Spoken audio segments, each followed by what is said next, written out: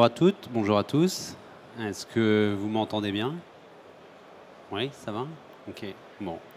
Merci d'être venu à cette conférence qui, j'espère, vous apportera des éléments de réponse à quelques questions que vous pouvez avoir sur l'IoT et le monde du transport, peut-être à des problématiques que vous rencontrez. Alors, quand on a travaillé sur la thématique de cette conférence, on a essayé de faire un pas de côté pour regarder un peu de manière globale le monde de l'IoT et le monde du transport, et notamment au travers des études de marché qu'on peut trouver assez facilement. Ce qui est sûr, c'est qu'il y a pléthore d'études de marché aujourd'hui sur ces deux secteurs-là. Et ce qui est sûr également, c'est que, quelles que soient les études, les chiffres qui sont présentés sont relativement prometteurs vers une véritable croissance du monde du transport, du monde de la télématique embarquée et du monde de l'IoT, qui est un moyen de répondre à cette télématique embarquée. Donc on ne va pas vous donner un certain nombre trop de chiffres, parce que ça peut être un peu barbant, mais j'en ai pris deux comme exemple qui sont assez forts. Le premier sur le monde de la télématique embarquée. Le marché mondial de la télématique embarquée en 2020 a été évalué à 13 milliards de dollars donc dans le monde. Il devrait avoisiner 66 milliards de dollars en 2029, soit une croissance moyenne de 20%. Et ce qui est je dirais, intéressant, c'est que lorsqu'on regarde le monde de l'IoT, si on prend plus un aspect technologie de communication, et en particulier le Bluetooth Low Energy, donc c'est un domaine qu'on connaît bien. De la même façon, les équipements de Bluetooth, donc en Bluetooth Low Energy, qui sont dédiés aux services de localisation, sont évalués à 260 millions d'unités en 2023 et passeront à 520 millions d'unités en 2027, également avec 20% de croissance. Donc l'enseignement qu'on peut tirer de ces études de marché, c'est que, quelles que soient les études et quels que soient les chiffres qui peuvent, dans certains cas, être un petit peu différents, on voit que le point commun, c'est qu'on est vraiment sur une forte croissance de ces deux mondes et avec une vraie convergence. L'autre enseignement, et c'est la raison pour laquelle on a mis en place cette thématique, c'est que le monde du transport, aujourd'hui, les secteurs du transport sont en totale transformation, en constante évolution, et notamment pour pouvoir répondre à des enjeux qu'on a identifiés sur les enjeux sécuritaires, donc tout ce qui peut être lié vraiment à la sécurité des personnes, des travailleurs, ou la sécurité des biens, tout ce qui peut être lié à la réglementation, qui font évoluer les usages et les problématiques, et bien sûr des enjeux de performance, d'amélioration de la productivité.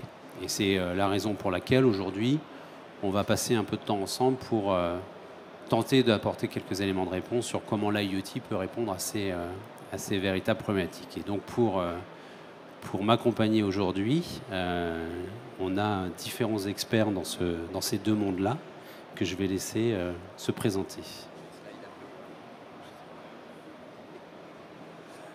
Oui, bonjour, enchanté. Pierre Bonzon, je suis le fondateur de la société ELA Innovation, et j'interviendrai au titre de quel est l'élément capteur, quel est le capteur dans la chaîne de la télématique. J'en ai un. Bonjour, Christophe Rotan, je suis le directeur commercial de la société Électromaintenance, et on développe des solutions à base d'IoT développées par ELA Innovation auprès des carrossiers constructeurs et des constructeurs de véhicules industriels. Bonjour à tous, Mathieu Mariani, je suis directeur général chez Charlie Solutions, et nous sommes spécialisés dans l'asset tracking, notamment grâce à une application de monitoring que j'aurai l'occasion d'expliquer plus en détail. Et je prie d'excuser Jérémy Coudray qui devait être présent, enfin qui va arriver d'un moment à l'autre, son train avait du retard, donc il s'excuse, qui est du coup directeur général du groupe Réci Group, spécialisé dans le recyclage. Merci messieurs.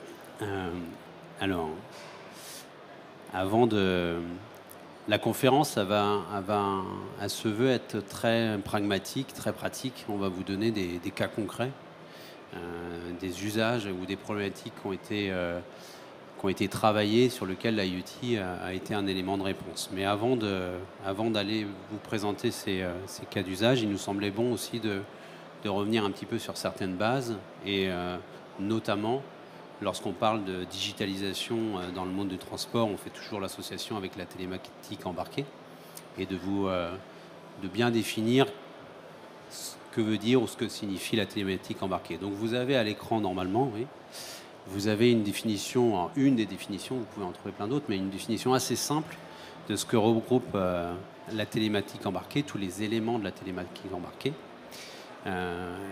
Et maintenant, par rapport à cette conférence, il y avait un élément qui nous paraissait important, c'était vraiment de vous sensibiliser sur le fait que la télématique embarquée embrasse un nombre extrêmement important de problématiques, d'usages, de solutions, de fonctions, et par conséquent utilise un panel très large de technologies. Donc aujourd'hui, notre ambition n'est pas de vous présenter l'ensemble de ces technologies, par exemple, mais vraiment de faire un éclairage sur une partie des technologies qui ont été utilisées pour répondre à quelques usages ou quelques problématiques très concrètes sur lesquelles Charlie Solutions ou IFEN, par exemple, ont pu mettre en avant leurs solutions. Alors, après avoir défini la télématique embarquée, vous allez voir que la télématique embarquée est un ensemble de maillons qui composent une chaîne de valeur, et de manière aussi extrêmement rapide. L'idée est de vous présenter de manière assez vulgarisée chacun de ces maillons de la chaîne, de manière à ce qu'on ait tous la même compréhension des acteurs, de qui fait quoi dans la chaîne et qu'est-ce que ça peut apporter en bout de chaîne au client final par rapport à ces problématiques. Donc l'ordre dans lequel on a voulu le présenter part du maillon qui est le dernier maillon de la chaîne, le capteur, pour remonter jusqu'aux solutions, là où l'ensemble des données sont traitées, analysées et valorisées, et qui permettent de donner des informations en temps réel au client final. Donc pour commencer, je vais laisser la parole à Pierre, qui va vous donner une présentation ou une définition assez rapide, succincte, sur le maillon des capteurs. Oui, donc vous le voyez, hein, c'est tout à votre gauche. Le premier maillon, alors ou le dernier, ça dépend de comment on le considère, mais dans la fourniture de la donnée, le premier maillon d'une chaîne de solutions télématiques embarquées, c'est bien le capteur. Alors on a représenté ici des capteurs sans fil, puisque maintenant de plus en plus c'est beaucoup plus simple d'installer sur des véhicules ou sur des remorques des capteurs non filaires. Mais il faut aussi imaginer que historiquement c'était plutôt des capteurs avec des fils qui venaient se connecter à l'élément de transfert de données qui va récolter des informations. Donc juste au niveau des capteurs, évidemment, il existe différents types de mesures physiques qu'on va pouvoir mesurer. Ça peut être extrêmement varié, et on les présentera un petit peu dans les use cases, mais ça peut être de la température, ça peut être de la pression, ça peut être détection de contact d'ouverture de porte, détection de personnes. On va vous présenter un petit peu tout ça en détail, mais voilà. Le premier ou le dernier maillon de la chaîne, ça dépend comment on considère, c'est le capteur. Ce capteur va transférer les informations avec fil ou sans fil vers l'élément de transfert. Je vais laisser la parole à Christophe qui va vous présenter un petit peu quelles sont les principales caractéristiques de l'élément de transfert. Donc par rapport à cette information collectée, généralement, cette information va servir soit pour répondre à une réglementation, l'évolution d'une réglementation, soit répondre à un besoin métier. Donc généralement, on collecte cette information, on fait un post-traitement au niveau du véhicule ou pas, et après on va retransférer cette information ou cette information partielle pour pouvoir la traiter. Donc soit on la traite en local au niveau du chauffeur, soit on la traite au niveau du véhicule en créant des règles de sécurité par rapport à une évolution réglementaire ou autre, où on va simplement remonter cette donnée pour qu'elle puisse être traitée sous forme de data pour savoir on va dire l'implication d'un véhicule, sa charge de travail, différents paramètres. Donc sur chaque cas de figure, besoin métier, on s'adapte, on va dire, à l'environnement professionnel qu'on découvre. Et après, il y a la partie analyse qui, elle, souvent se fait via un cloud. Je peux te laisser agir. Oui, en effet, je veux aussi revenir un peu sur la partie transfert où aujourd'hui, on parle de capteurs qui vont émettre une information dans un champ limité et il est indispensable de pouvoir transmettre cette information, comme tu le disais Christophe, et qu'elle puisse être analysée derrière, soit au niveau d'un gateway embarqué dans le véhicule, soit directement au niveau d'une base de données. Aujourd'hui, on voit de plus en plus de moyens de pouvoir transférer et de pouvoir récupérer cette donnée pour pouvoir la transférer. Donc en effet, les gateways embarqués dans les véhicules, mais également de plus en plus des applications qui vont être mises directement sur les smartphones et qui vont pouvoir collecter cette donnée et la transmettre. En ce qui concerne l'analyse, après, en effet, il va y avoir différents moyens de pouvoir traiter et récupérer cette donnée, donc sur des bases de données cloud, et derrière pouvoir visualiser donc toute cette donnée traitée sur des plateformes. Donc la plupart des plateformes aujourd'hui sont accessibles SaaS, donc accessibles web, mais ça va permettre en tout cas à l'utilisateur d'avoir accès aux informations en direct. Merci messieurs. J'espère que c'est clair. Alors, peut-être que pour vous c'est extrêmement familier, mais il nous paraissait peut-être important pour ceux qui ne vont pas dans ce niveau de détail de bien montrer comment sont séquencés et quand par exemple vous avez des solutions de traçabilité de la chaîne de froid ou des solutions de sécurité de mise en place des ridelles sur des camions bennes, comment cette information elle vient d'où, comment elle est traitée et par quel biais elle peut arriver. Ce qui est intéressant aussi, hein, c'est que par rapport à des conférences ou des travaux qui avaient pu être menés dans la télématique embarquée il y a déjà quelques années, on voit que désormais le nombre d'équipements qui peuvent être utilisés, on parle vous avez vu à un certain moment il y avait des trackers, mais on parle aussi maintenant des tablettes, des téléphones qui servent bien sûr à donner les informations, mais qui peuvent aussi servir en tant que gateway pour remonter ces données-là. Donc là, on a très clairement, je dirais, les usages qu'on peut avoir sur la téléphonie mobile qui rentrent dans le métier de l'IoT. Alors, maintenant qu'on a assez rapidement, je dirais, brossé le contexte, posé le contexte vis-à-vis de l'IoT et tout ce qui est lié à la télématique embarquée, l'idée réellement, c'est de rentrer dans le vif du sujet et de vous apporter des éléments, je dirais, d'information par rapport à des cas d'usage réels et concrets qui ont pu être travaillés, sur lesquels des solutions IoT ont pu être mises en œuvre. Alors, aujourd'hui, on va vous présenter 6 exemples. 6 problématiques ont été posées à nos partenaires et sur lesquelles des solutions ont été mises en place. Et on veut réellement que cette conférence soit dans un esprit je dirais, très pratique pour montrer les challenges, les défis qui étaient posés. Et en fin de présentation, on aura aussi quelques minutes où on essaiera de faire un exercice un peu d'autocritique, d'analyse, savoir quels sont les vrais avantages ou les bénéfices aujourd'hui de telle ou telle technologie ou de manière générale de l'IoT, et aussi quelles sont les contraintes, quelles sont les limites, quels sont les freins aujourd'hui qu'on peut rencontrer encore, qui pourraient, je dirais, limiter le déploiement massif qu'on peut avoir sur ces usages-là via l'IoT. Donc 6 cas que vous avez à l'écran qui concernent le transport d'animaux, l'ouverture des ridelles, tracking des bennes, identification chauffeur, détection des ceintures et tracking d'outils. Donc relativement, on a voulu que ça soit relativement diversifié pour essayer de répondre un peu peut-être au niveau de l'honneur à toutes les questions que vous pourriez vous poser. La première, je vais laisser la parole à Christophe. Donc généralement, en fait, le besoin émane d'une évolution réglementaire ou malheureusement d'accidents. C'est le cas notamment des ridelles hydrauliques.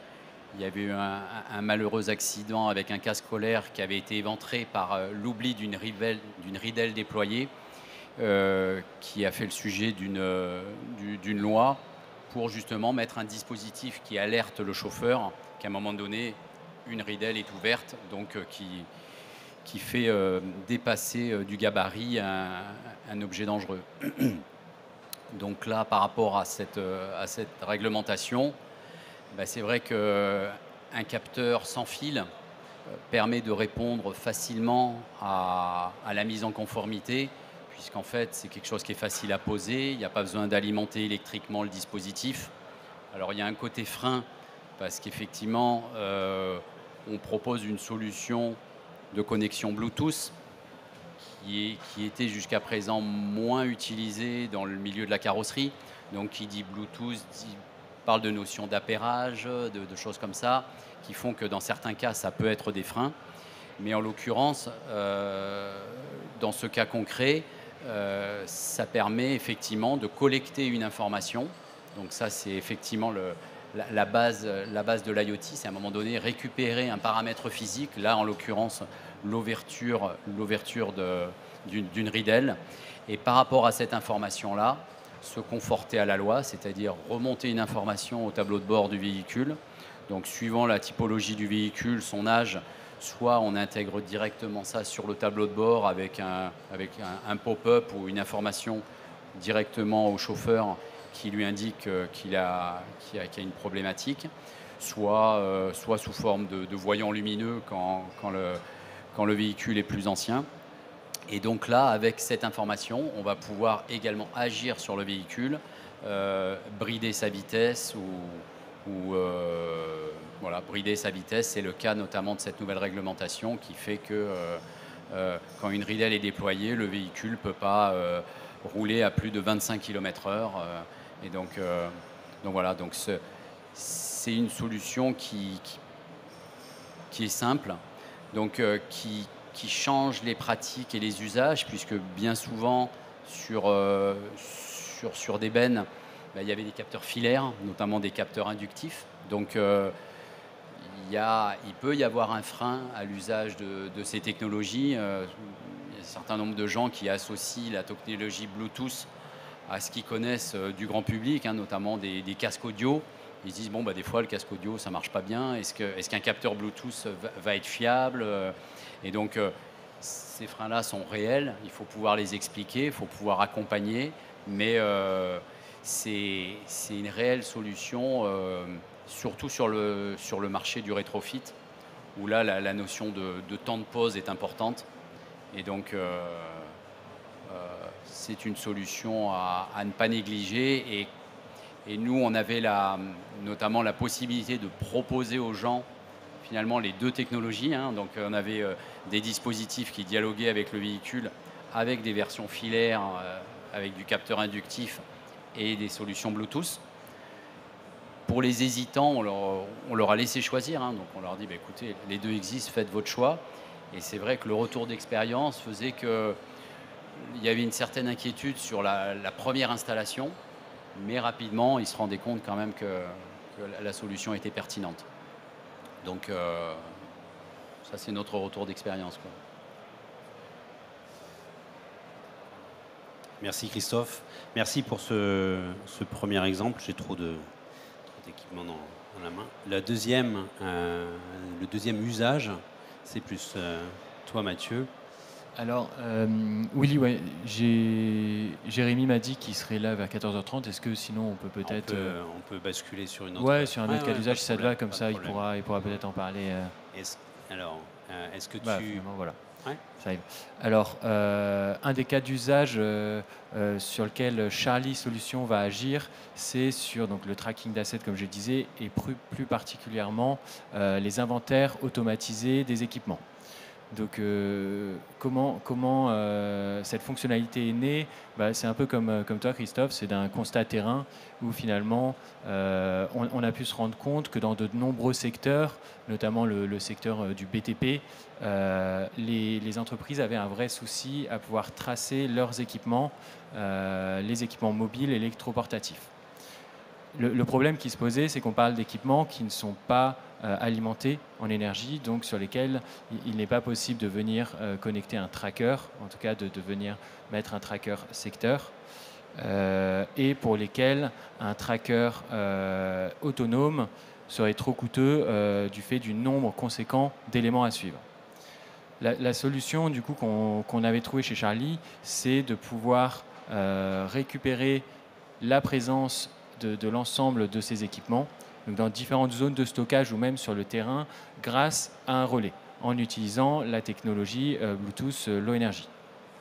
Donc comment ça fonctionne? C'est assez simple, on positionne des capteurs sur ces éléments qui vont émettre en continu un identifiant, et l'idée c'est d'utiliser ce relais, d'utiliser un relais type gateway autonome ou sur secteur, donc dans les zones de stockage, dans les ateliers, les containers, les véhicules, pour que finalement l'entreprise ait en temps réel les inventaires de ses véhicules équipes, les inventaires de ses entrepôts, et qu'elle puisse optimiser au mieux sa gestion et optimiser au mieux ses investissements annuels.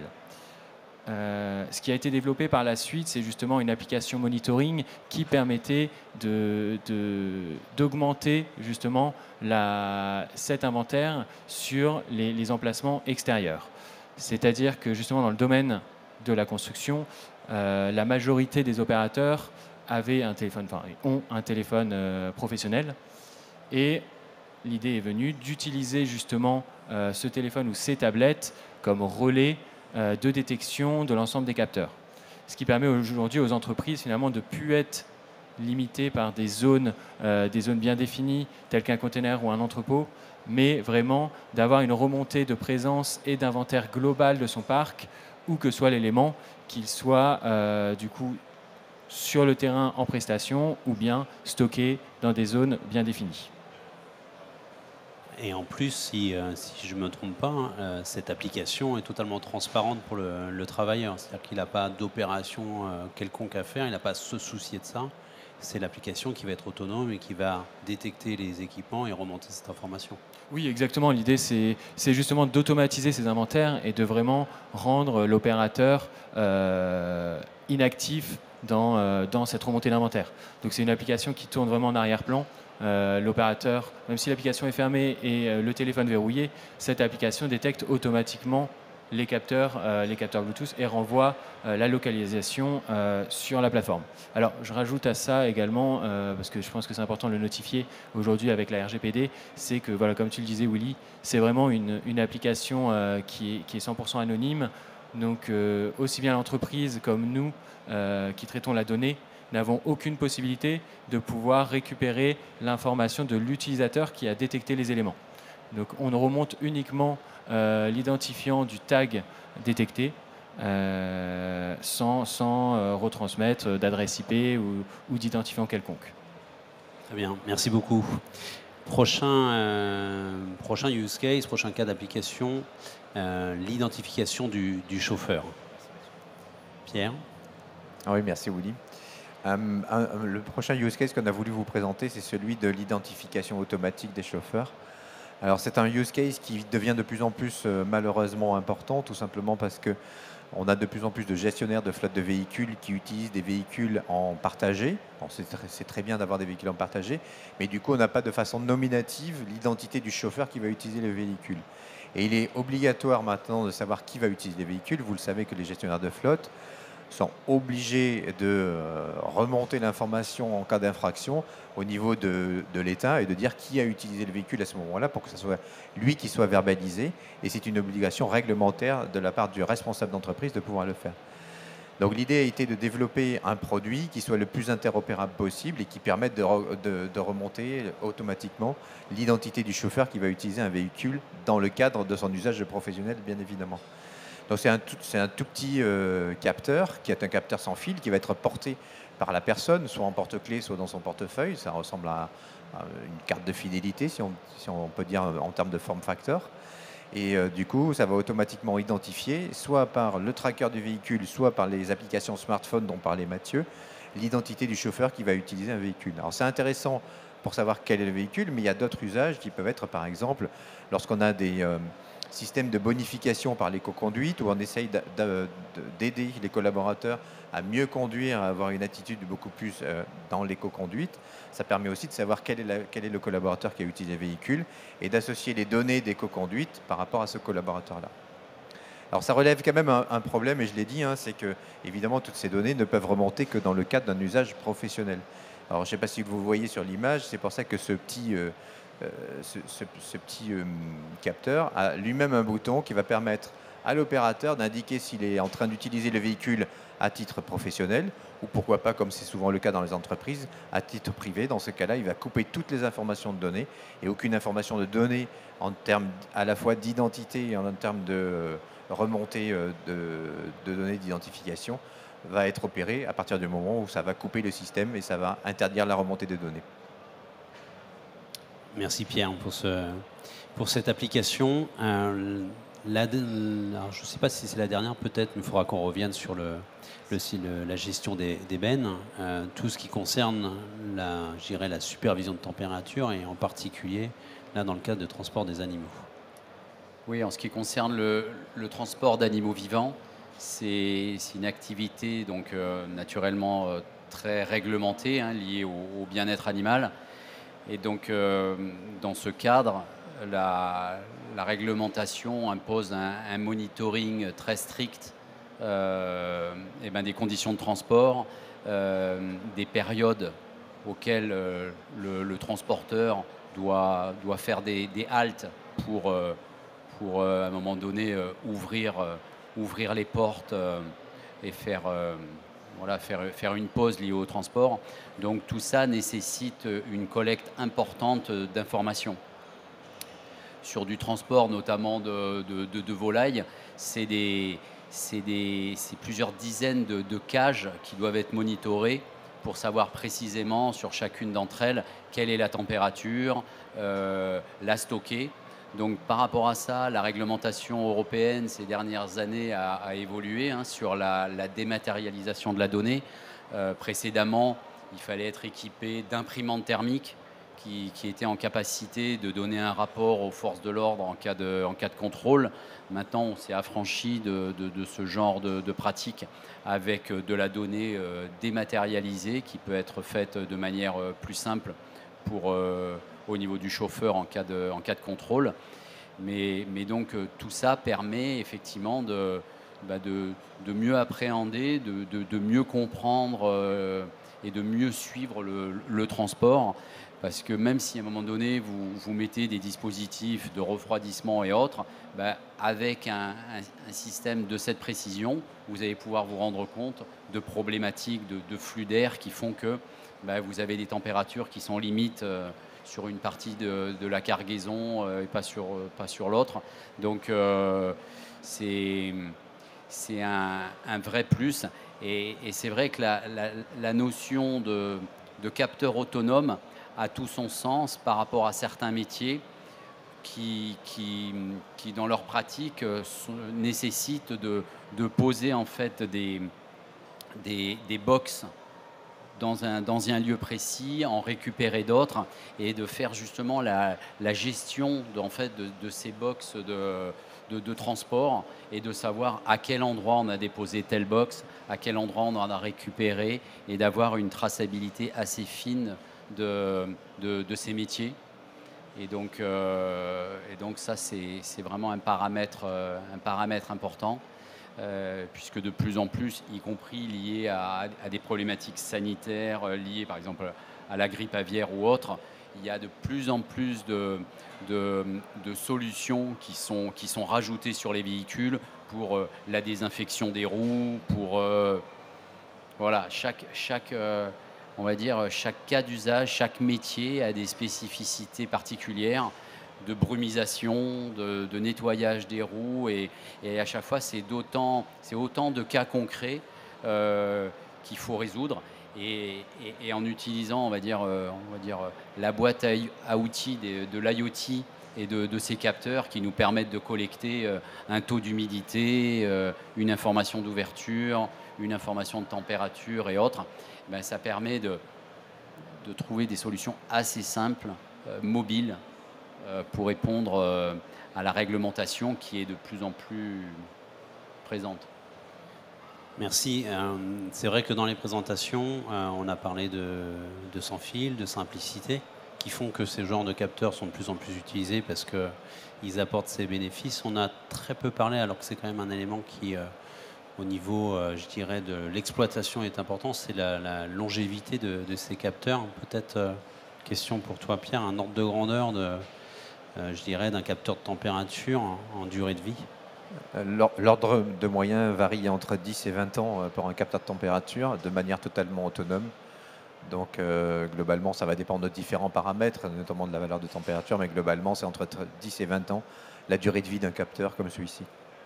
En transmettant une information Alors, en transmettant une information, c'est pour ça que je dis entre 10 et 20 ans, qui va varier entre 3 secondes et 10 secondes.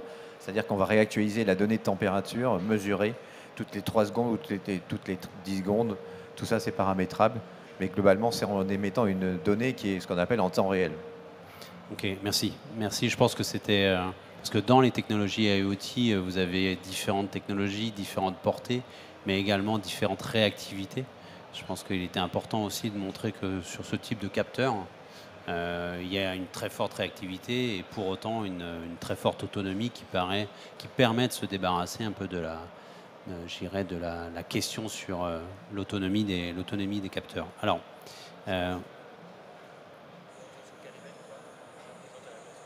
mais on a encore un, parce qu'il va, ouais, on a encore une. Et puis s'il n'est pas arrivé, on te laissera la parole. Donc là, un autre cas donc, qui est aussi lié au transport d'animaux, hein, qui sont notamment les vannes à chevaux. Ben là, se greffer une réglementation supplémentaire qui est en fait notamment le rajout de banquettes additionnelles supplémentaires sur un véhicule et qui demandait par rapport à l'évolution d'une norme au carrossier de pouvoir afficher sur le tableau de bord la présence ceinture de la banquette arrière rajoutée sur le véhicule, ce qui est le cas sur l'ensemble des véhicules carrossés pour le particulier. Et donc par rapport à ça, bah, la solution avec du capteur, donc là typiquement on a rajouté un capteur de siège qui identifie en fait la présence de la ceinture et la présence d'une personne sur le siège avec une remontée Bluetooth sur un écran pour afficher cette information et se mettre en conformité avec le texte de loi. Donc je reviens sur le côté simple de la solution sans ville. Bon, comme toutes les solutions simples, c'est pas si simple que ça. Dans la pratique, on se rend compte que bon, le Bluetooth c'est bien, sauf que dans certains cas, on a des problématiques de propagation des ondes. Quand on est sur des masses métalliques, dans certains cas, il y a des notions de rebond qui nous rendent service. Dans d'autres cas, c'est plus compliqué. Donc, chaque cas est quand même à étudier. Des essais doivent être effectués. Dans certains cas, on trouve des solutions avec des répéteurs, Donc, comme chaque chose, hein, rien n'est simple. Rien n'est simple. Mais en tout cas, voilà. À chaque fois, on arrive à trouver des solutions pour régler ces problématiques. Donc là, en l'occurrence, sur des vannes à chevaux, ça nous permet d'afficher notamment les présences banquettes, des notions d'ouverture, fermeture, notamment l'ouverture de lanterneaux, par exemple, qui vont faire qu'à un moment donné, le véhicule va être un peu plus haut que la normale. Donc, informer le chauffeur de cette information supplémentaire, le bon verrouillage de la porte arrière, des choses comme ça. Donc, souvent, c'est des demandes qui sont relativement simples. Mais bon, après, le tout, c'est de le transformer en quelque chose qui est simple pour l'usager. Et bien souvent, sur les véhicules industriels, ça peut faire peur quand on voit l'environnement chauffeur. Il y a de plus en plus d'écrans qui se rajoutent, qui se superposent les uns les autres. Et il faut pas noyer l'utilisateur dans une forêt d'informations qui, à un moment donné, ne sert plus à rien parce qu'en fait, il perd toute son attention. Donc, il y a cette difficulté-là à intégrer. Merci. Ouais. C'est clair qu'un des mots-clés qu'on voit dans l'IoT, c'est la simplification, quoi, à tous les niveaux, donc en termes d'utilisation, mais également de mise à disposition des informations. Oui, ce que je voulais dire, c'est effectivement, de plus en plus, le but, c'est de remonter l'essence, l'information principale et donc pas noyer dans tout un tas d'informations, ce qui peut être des fois le travers parce que avec l'IoT, on peut collecter beaucoup d'informations, mais le but à un moment donné, c'est de pouvoir la trier, la digérer et sortir vraiment le strict minimum, mais l'information importante. Et il y a un deuxième aspect qui est à mettre en avant, c'est justement arriver à monitorer le taux d'usure. Parce que bien souvent, un carrossier, quand il installe un dispositif sur un véhicule, il ne va pas forcément savoir le nombre d'ouvertures, fermetures d'une ridelle ou d'une porte ou autre. Et ça, avec la data qui peut être stockée par du capteur et autres, on va être capable de connaître le taux d'engagement d'un équipement et justement par rapport à ça, être en capacité de faire du prédictif et de se dire, bah voilà, il est temps à un moment donné de faire une révision, un remplacement, chose qui était difficile à appréhender sur certains métiers et certaines fonctionnalités. Merci pour ce partage. Mathieu, est-ce que tu veux qu'on bascule sur le cas d'usage? Alors, il devrait arriver. Il faut un petit peu de latence. C'était juste après. Voilà. Oui, donc ouais, je vais reprendre la partie de Jérémy, Okay. Qui devrait pas tarder. Donc, ce qui se passait chez Récit Group et pour M. Coudray, c'est donc ils avaient à peu près 500 bennes à déchets, donc qu'ils déposent sur différents sites de construction ou chez différents clients dans le nord de la France. Et ils avaient ce souci d'optimisation et de savoir les bennes que j'ai à disposition sur mon parc et où se situent, où se localisent les bennes déposées par mes chauffeurs chez mes clients. Donc en effet, la première idée qui vient dans ces cas-là, c'est d'aller positionner un tracker autonome sur mes bennes pour pouvoir les localiser. Le problème, c'est qu'aujourd'hui, les trackers autonomes accessibles avaient une durée de vie trop faible pour pouvoir suivre ce parc de bennes et sur une durée à bas. Voilà Jérémy qui arrive. Il reprendra, mais sur une durée pérenne. Aujourd'hui, l'IoT, justement, les capteurs... Vas-y, viens Jérémy. Il arrive à point nommé. Et donc, il avait vraiment ce souci de pouvoir suivre ces bennes en continu sans pour autant avoir un investissement trop onéreux et avoir des problèmes de logistique. Tiens, Jérémy, ça va? On était justement sur ton cas Récinov, donc de Récit Group. J'ai expliqué un peu tes problématiques, mais je pense que ça peut être pas mal que tu te présentes et que tu reparles un peu de tes problématiques qui ont fait que tu aies fait appel à Charlie. Très bien. Bonjour à tous. Bon, tout juste à temps, c'est ça? Ouais. Vraiment à temps, là. Donc, Jérémy Coudray, je suis président de Récit Group, avec notamment l'activité Récinov. Donc, on est spécialisé dans la gestion de déchets sur chantier, avec une problématique assez claire qui est la gestion de nos parcs de bennes et la gestion globalement du matériel. Suite au vol, que ce soit petit matériel ou matériel de chantier. Et donc, on a fait appel à Charlie Solutions, on a étudié un petit peu notre besoin et on a, à partir de là, travaillé sur globalement l'application, sachant qu'elle est ouverte en aval et en amont. Et donc, on a pu travailler avec notre logiciel métier.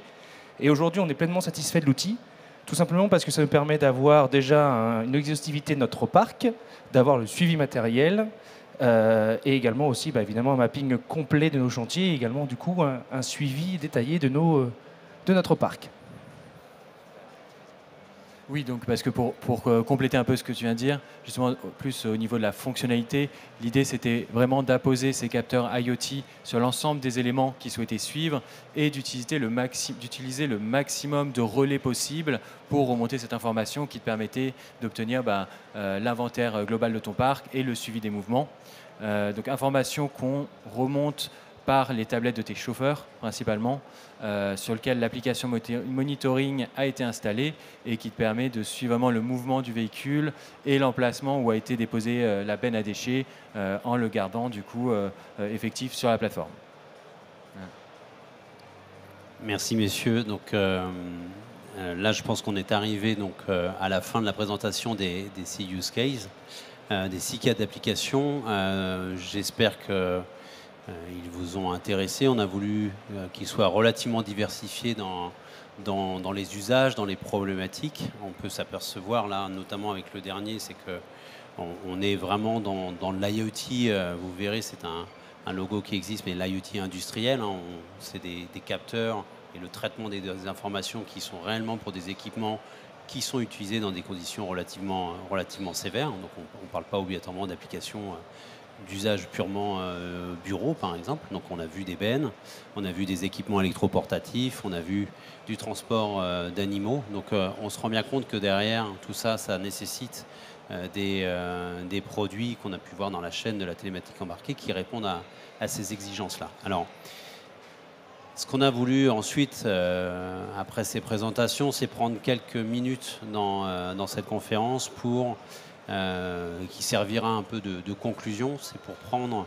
votre vision, votre retour, votre analyse sur les use cases vis-à-vis du bénéfice ou des bénéfices que peuvent présenter les différentes technologies IoT que vous utilisez, mais également de manière assez succincte, quelles sont les contraintes ou les challenges qui sont devant nous pour que ça soit de plus en plus déployé.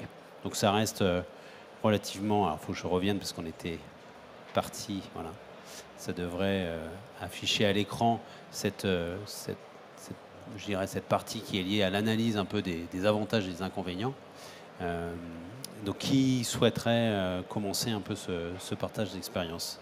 Tout le monde lève la main, c'est ça qui est formidable. Dois-je désigner? Je désigne Pierre.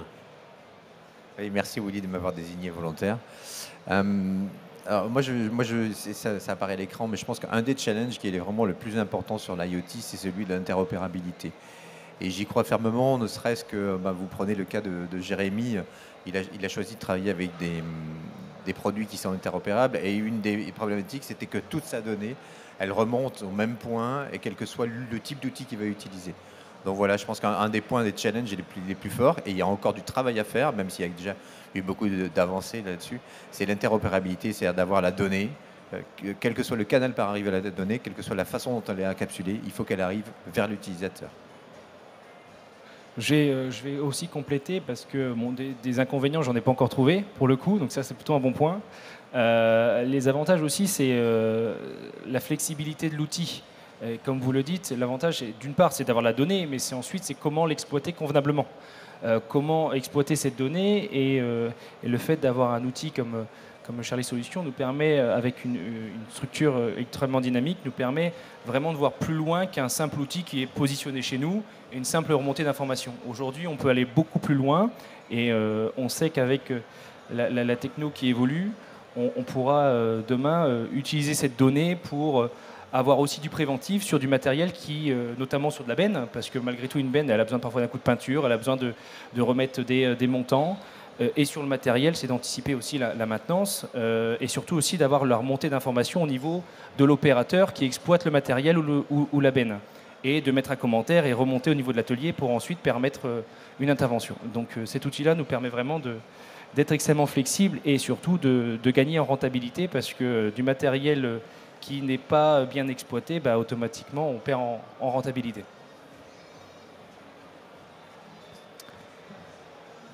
Oui, pour compléter ce que vient de dire Jérémy, et notamment sur la partie sécurité, en effet, c'est indispensable et l'IoT le permet de sécuriser les utilisateurs directement sur le terrain, parce qu'en plus de cette donnée qui est accessible directement depuis des plateformes web, la donnée va être exploitée directement depuis le terrain grâce à ces applications mobiles qui vont permettre à l'opérateur de pouvoir s'assurer que les éléments qu'il va manipuler, que ce soit un équipement, que ce soit une benne, que ce soit un camion avec ridelle, que ces éléments sont conformes à la réglementation ou sont conformes en tout cas à ce qu'impose l'entreprise sur le terrain. Donc cette connectivité rapide et flexible, comme tu le disais, sécurise aussi bien l'employeur qui a énormément de choses à gérer, mais surtout l'opérateur sur le terrain qui a accès directement aux informations.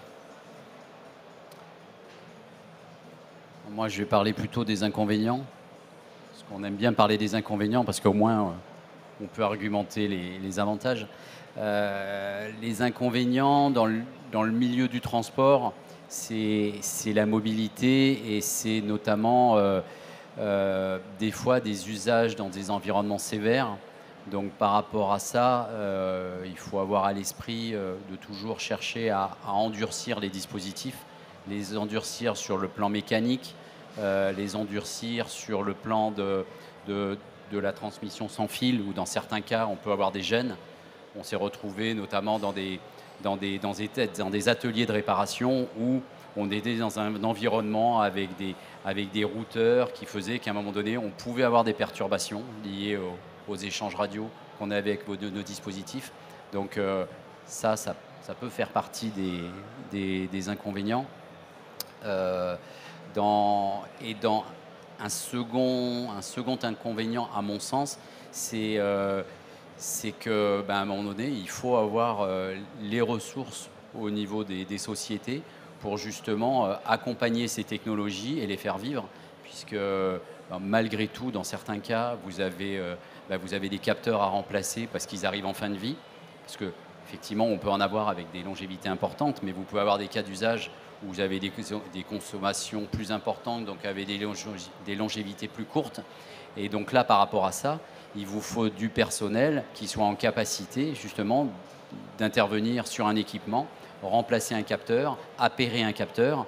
Et donc là, c'est des notions qui, dans un atelier mécanique, dans certains cas, il peut y avoir des freins générationnels avec des gens qui ont du mal avec ces usages. Donc, vous pouvez tomber sur un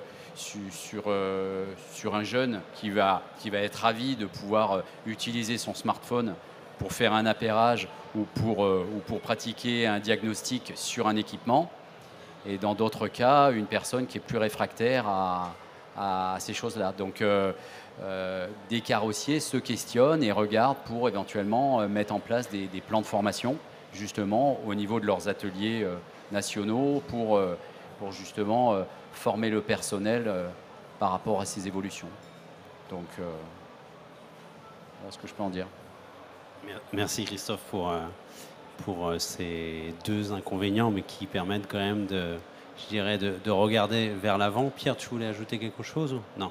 Je pense que ça va nous servir de conclusion. Et l'élément à titre personnel, que j'aime bien dans ce dernier point, c'est qu'en fait, on parle de technologie, on parle de use case, mais à la fin, on revient quand même sur l'humain, sur le fait que tout ça ne fonctionne que lorsque l'humain peut l'intégrer, et qu'il faut aider à ce que, quels que soient les profils des personnes, il faut accompagner. Et on voit que dans la chaîne de valeur de la télématique embarquée, il y a des capteurs, mais il y a aussi des fournisseurs de solutions, des intégrateurs qui rendent tout ça en musique, qui rendent ça possible et qui permettent à ce que les clients finaux puissent les utiliser correctement et qu'ils puissent avoir les informations. Enfin, je ne voudrais pas qu'on finisse sur mes inconvénients quand même. Globalement, nous, au niveau d'iPhone Tech, on croit à fond à ce genre de techno parce que ça simplifie la vie de beaucoup de gens. Et donc, voilà, il faut rester sur une note positive. Oui, bien sûr. L'humain était la note positive. Merci à tous. On va passer aux questions. Peut-être qu'il y a une slide. Alors déjà, on va avoir un petit temps de questions-réponses, assez court je pense, parce qu'on doit libérer le lieu pour une autre conférence. Néanmoins, si le temps est passé, sachez qu'on peut continuer ces discussions au travers des deux stands sur lesquels Ela Innovation et eFentech sont présents. Donc vous les avez à l'écran. Donc n'hésitez pas à venir nous voir. Charlie Solutions sera également présent sur notre stand. Et puis pour terminer la journée de belle manière, à 17h, on a un cocktail sur le stand d'Ela. Donc n'hésitez pas à venir nous voir. On pourra discuter autour d'un verre. Voilà. Donc je ne sais pas qui voudrait poser la première question.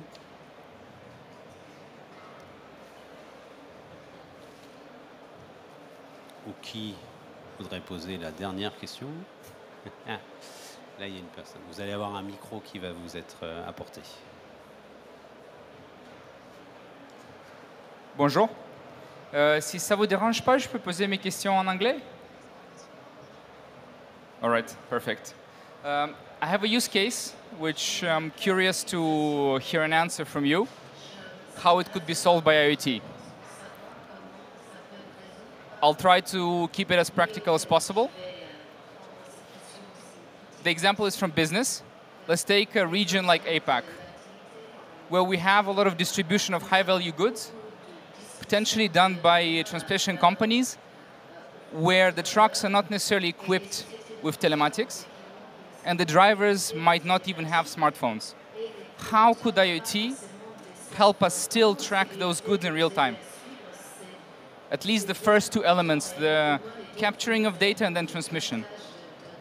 The back end, that's already a separate discussion, but the first two steps are quite critical. Alors, merci. C'est bon? Ça fonctionne, non?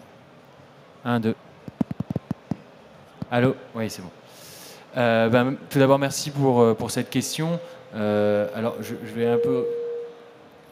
vais répondre côté Charlie parce que justement, nous, on est spécialisé vraiment dans cette remontée d'informations. Dans votre cas, en effet, les barrières qui sont visibles, c'est tout d'abord le fait que vous devez avoir pas mal d'éléments à forte valeur qui sont mobiles et sans ces smartphones dans les véhicules.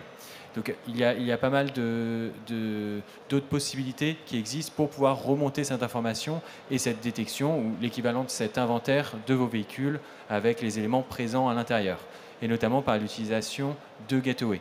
Donc ça peut être des gateways qui vont être branchés au véhicule directement, donc qui n'auront pas de problème d'autonomie, mais également des gateways autonomes, il en existe pas mal, qui peuvent être placés directement dans le véhicule et qui vont inventoriser automatiquement le matériel. Donc en tout cas, nous, c'est la technologie qu'on propose et qu'on met en place chez Charlie, c'est vraiment cette possibilité d'avoir des inventaires de zones automatisées, donc soit par le smartphone, comme j'avais expliqué, mais dans le cas où il n'y a pas cette possibilité, c'est venir mettre en place la gateway, donc la passerelle, le tracker qui va permettre de remonter la position et surtout l'inventaire et la détection des éléments présents dans la zone, donc dans le véhicule. Et cette information, du coup, c'est vrai qu'on n'est pas trop rentré dans les détails, mais peut être communiquée de différentes manières. Donc, on travaille beaucoup sur du LTE-M, et il y a beaucoup de réseaux de communication qui existent, comme le LoRa, le Sigfox, la 5G. Enfin voilà. Après, tout dépend vraiment du rapport que vous allez vouloir entre l'autonomie de votre tracker, de votre gateway si elle est autonome, et de la précision des informations qui vont remonter. J'espère avoir répondu à votre question.